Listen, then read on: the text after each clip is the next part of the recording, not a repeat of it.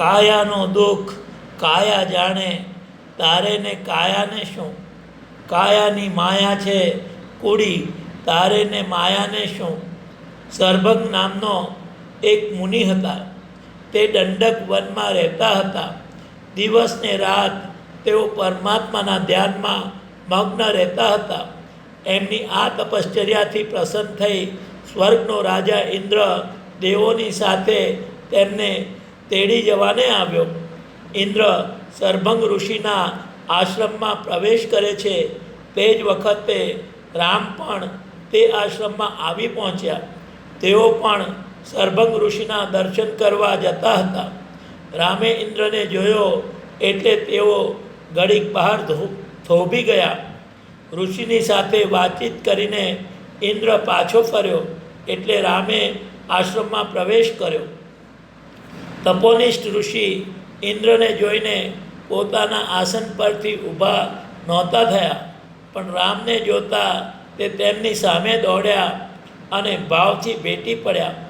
રામ, સીતા અને લક્ષ્મણ ઋષિને પગે લાગી તેમના પગ આગળ બેઠા.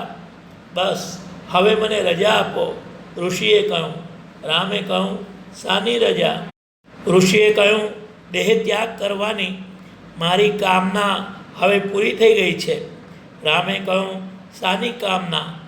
આ વનને રાક્ષસોના ત્રાસમાંથી નિર્ભય થયેલું જોવાની. આજે તમને જોઈ મને ખાતરી થઈ ગઈ કે હવે અહીં રાક્ષસોનો ભય નહીં રહે અને તપસ્વીઓના તપમાં ભંગ નહીં પડે. હવે યજ્ઞ યાગ બરાબર ચાલશે. મારી મનોકામના આજે પૂરી થઈ. હવે મને આ ધરતી પર રહેવાનો મોહ નથી. હમણાં જ દેવાદિદેવ ઇન્દ્ર મને બ્રહ્મલોકમાં તેડી જવાને આવેલો, પણ મેં તેને ચોખ્ખું સંભળાવ્યું કે હું મારી મેરેજ આવીશ, કોઈનો તેડ્યો નહીં આવું. તો હવે શા સારું આટલી ઉતાવળ? રામે પૂછ્યું. ઉતાવળ લગી રહી નથી કરતો, પણ મારું કામ પૂરું થઈ ગયું. હવે મારે અહીં રહેવાનો કશો અર્થ નથી. મને રજા આપો. બોલતા બોલતા મુનિએ આંખો મીચી. રામે કહ્યું, જેવી આપની ઈચ્છા. સરભંગ થોડી વારે આંખો ઉગાડી કાંઈ પણ બોલ્યા વગર તેમણે અગ્નિહોત્રના અગ્નિને પ્રદીપ્ત કર્યો અને મંત્ર ભણી તેમાં ઘીને હોમ કર્યો. પછી ધીરેથી બોલ્યા, જુઓ, પવિત્ર અગ્નિની જ્વાળાઓ મારું સ્વાગત કરવા અધીરી બની રહી છે.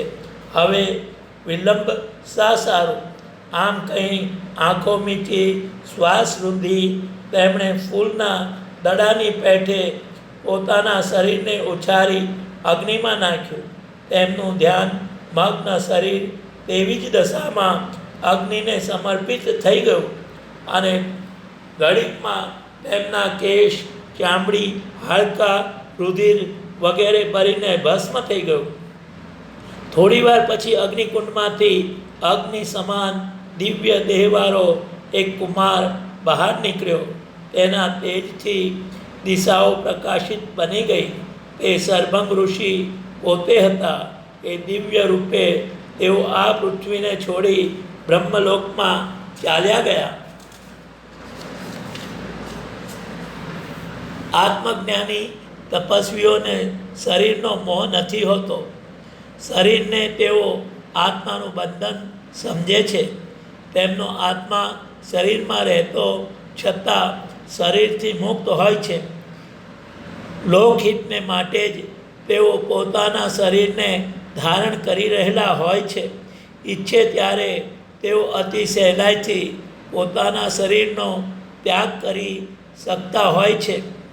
શરીર ત્યાગથી તેમને પીડા નથી થતી, ઉલટો આનંદ થાય છે. માણસનો આત્મા પરમાત્માનું કિરણ હોય તે કદી પારક નથી કે વૃદ્ધ નથી. તેને જન્મ નથી કે મૃત્યુ નથી, અથવા કહો કે તે નિત્ય યુવાન છે. માણસના સ્થૂળ શરીરનો નાશ થતાં આત્મા સૂક્ષ્મ શરીરમાં વસે છે. એ સૂક્ષ્મ શરીર અતિ તેજસ્વી છે. આજે આ 20મી સદીના જડવાદમાં પણ યુરોપ અમેરિકાના ઘણા જાણીતા, જેમાં કેટલાક તો વિજ્ઞાનીઓ છે, સ્ત્રી પુરુષોએ પોતાની આંખે એવા સૂક્ષ્મ શરીરનો દર્શન કરી તેને વિશે લખ્યું છે.